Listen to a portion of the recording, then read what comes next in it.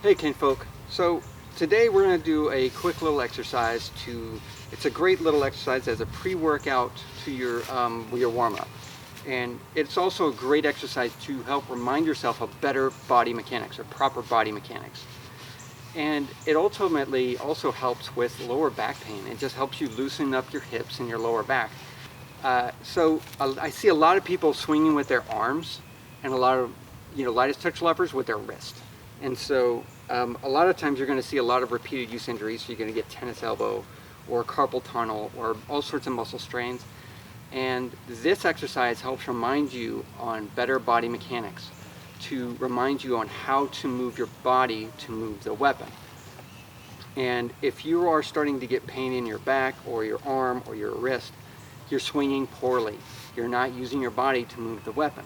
And ultimately you're going to say, oh, I'm tired, or my arm is tired. Well, your arm shouldn't be tired alone. Your whole body should be tired.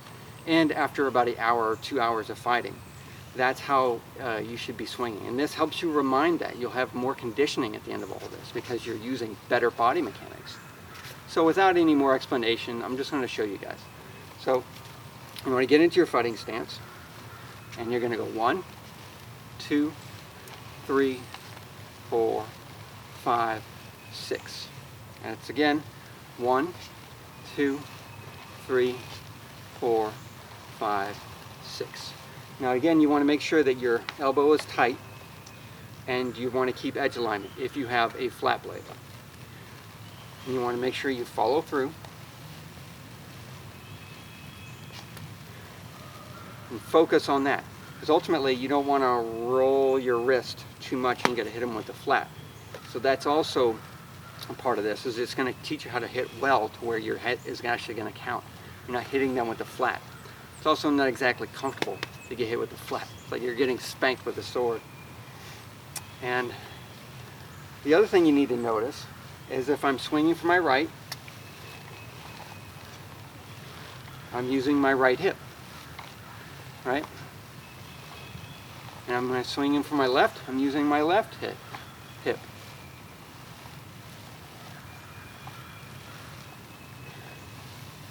And I should be using my whole body, all the way from my feet to my shoulder. I need to be putting my body into the swings. So you want to mix it up. So you want to go 1, 3,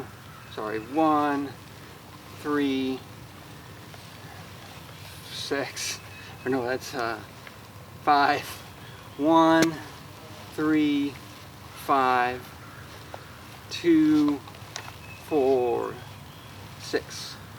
1, 2, 3, 4, 5. And you just want to go from one to the other. You don't have to keep the numbers in mind. You can just go however you want.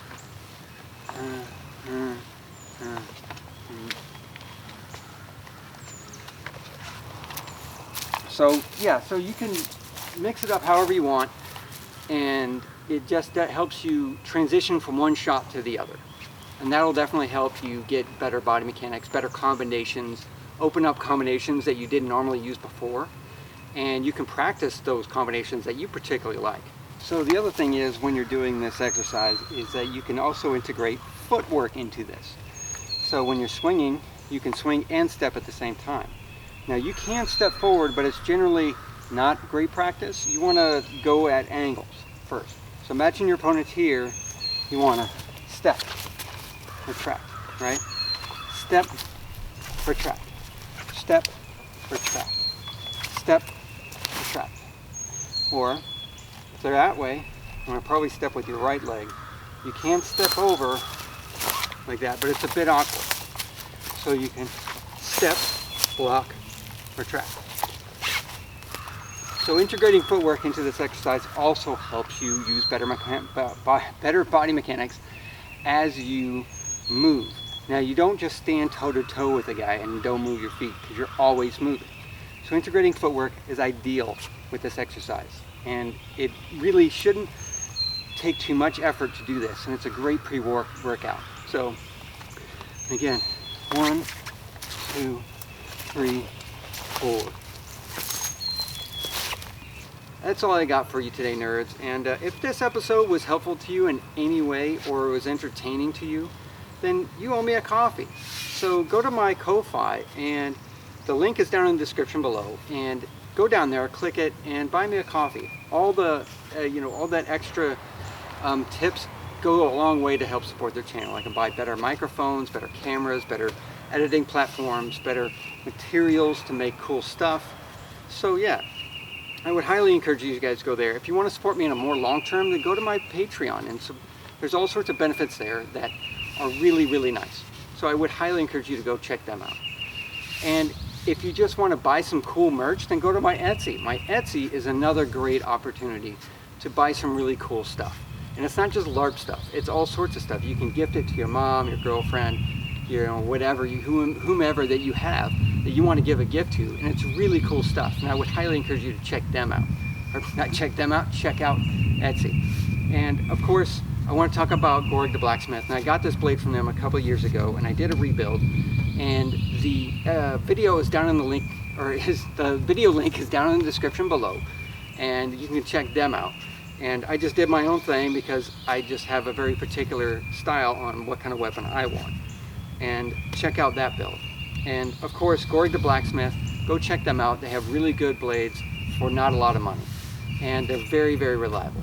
And that's a big, big plus in my book. So I'm gonna have to send you home with a be humble, be helpful, and be honorable. Thanks for watching.